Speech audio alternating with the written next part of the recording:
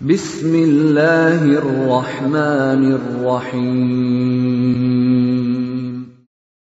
Waltakum minkum ummatun yad'una ilal khairi wa ya'muruna bil ma'ruf wa yanhauna 'anil munkar.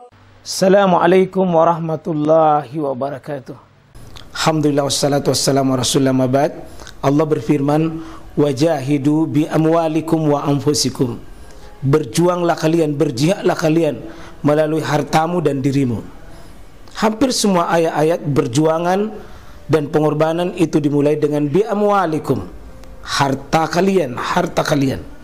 Saya mengajak secara praktis dan kami sudah buktikan. Rp1.000 itu bisa luar biasa dahsyat. Bisa beli mobil, bisa buat kuburan, ya, bisa membangun masjid. Uang 1.000. Mari kita satukan uang 1.000 kita. Nanti kami jemput di rekening ini, insya Allah bisa kita buat. Di rekening ini, insya Allah kita buat sebuah kekuatan umat dengan Rp1.000. Rp1.000 dahsyat. Yang mana mau dapat ilmu kalau tidak ada jahadu?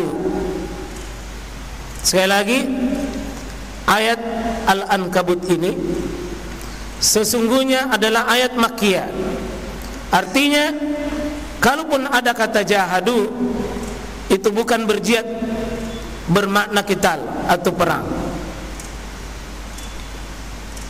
Ilmu munasabatul ayat menjelaskan ini surah Al-Ankabut bagian 69 adalah jawaban dari Al-Ankabut di ayat pertama 2. Bisa dibaca itu ya di surah Al-Ankabut.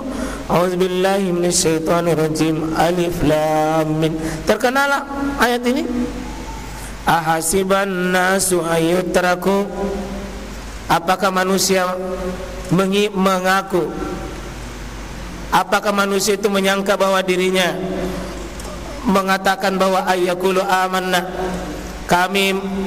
mereka mengatakan bahwa kami beriman, tapi wahum la yuftanun, lalu mereka tidak diuji.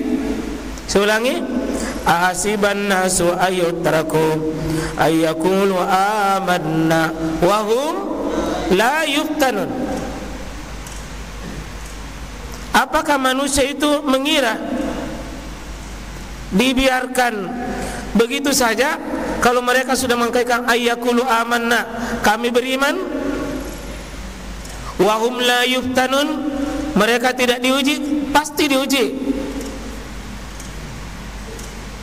Pernyataan keimanan kepada Allah, syahadat kepada Allah dan Rasulnya, itu pernyataan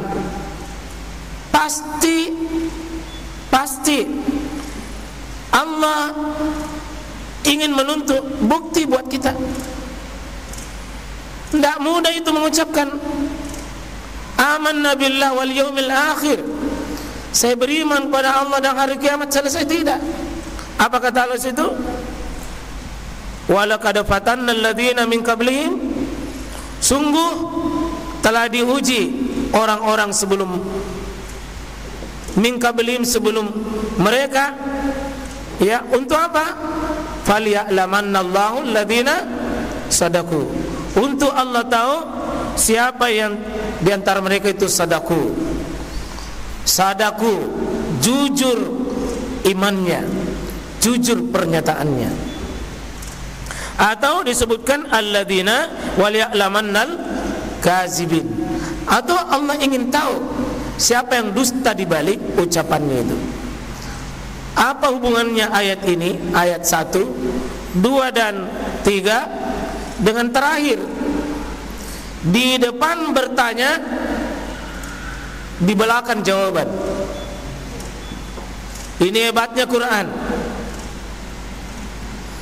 Apakah kamu mengira bahwa manusia yang sudah menyatakan Allah Tuhanku, Muhammad Rasulku, Quran kitabku, Ka'bah kiblatku, lalu dibiarkan begitu saja tanpa ada proses, mesti diuji. Oh, Allah ingin tahu siapa sadaku jujur dan siapa yang orang yang masuk dalam kata al-kazibin. Maka jawabannya ini butuh ini. Kalau mau beriman, mau sungguh-sungguh, mau sukses atas keimanan ini, Allah cuma minta dua saja. Walladzina jahadu, orang-orang yang bersungguh-sungguh, tapi di jalanku itu kesungguhannya, niatnya cari ridha Allah, cari ridha Allah itu fina. Seandainya tidak ada kata fina di sini, Pak, silakan sibuk saja. Silakan sibuk saja. Tapi kesibukan orang beriman itu terarah. Jahadu fina. Garansinya apa? Lanahdi'annahum subulana. Pasti kami bimbing mereka. Maka kesuksesan hidayah ini, Pak, tergantung dari dua syarat. Tergantung dari dua syarat. Kesungguhan ikhtiar manusia, yang kedua menata niat kita. Mari kita melihat, Pak, manusia-manusia sukses yang mendahului kita. Para nabi-nabi Allah, tidak ada nabi Allah yang dibiarkan begitu saja tanpa ujian, tanpa cobaan, tanpa sebuah prosesi kesungguhan. Para sahabat-sahabat Nabi, Pak, sebuah kenyang dengan ujian dan cobaan. Para salafu as-saleh kenyang dengan ujian dan cobaan. Lihat dulu ulama-ulama besar, Pak. Gimana Imam Abu Hanifah dengan ujiannya, tidak langsung jadi ulama besar. Gimana itu perjalanan Abu Hanifah mencari ilmu? Dia jual itu, Pak, seng rumahnya untuk bayar SPP-nya, beli kitab. Ambil atap sengnya untuk bisa beli kitab, karena dia hargai ilmu itu mahal. Maka dia ambil atap rumahnya untuk dia beli kitab. Maka kitab itu, jemaah sekalian, untuk mau mendapatkan ilmu butuh jahad, butuh jahadu, itu perjuangan. Cuma lihat bagaimana Imam Al-Bukhari dulu zaman 16 tahun, Pak, berjalan kaki satu negeri ke negeri yang lainnya dengan biaya sendiri. Pengorbanan tidurnya hanya 2 jam 3 jam untuk demi ilmu. Bagaimana Imam Al-Bukhari meninggalkan ibunya, meninggalkan kampung halamannya, meninggalkan teman-temannya untuk target dapat ilmu. Harus memang melakukan jihad, kesungguhan. Maaf, Pak, saya ingat dulu waktu saya tinggal di kampung, lebih 10 kilo itu jalan kaki. Kadang melewati sungai. Mungkin, Pak, ya, tidak sama dengan sebagian bapak-bapak yang enak. Apalagi anak-anakku hari ini. Saya biasa, Pak, subuh-subuh pergi, karena sekolah itu jauh sekali. Lebih 10 kilo mesti jalan kaki. Belum ada Grab, belum ada kendaraan. Jangan dikira pakai sepatu baru, tidak ada sepatu. Di belakang pintu orang baru pakai sepatu. Melewati sungai, kalau banjir begini, Pak,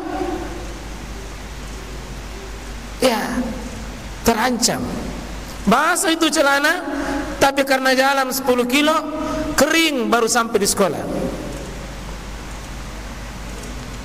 Itu pun karena di pamenteng sama guru sampai dari pagi sampai pulang.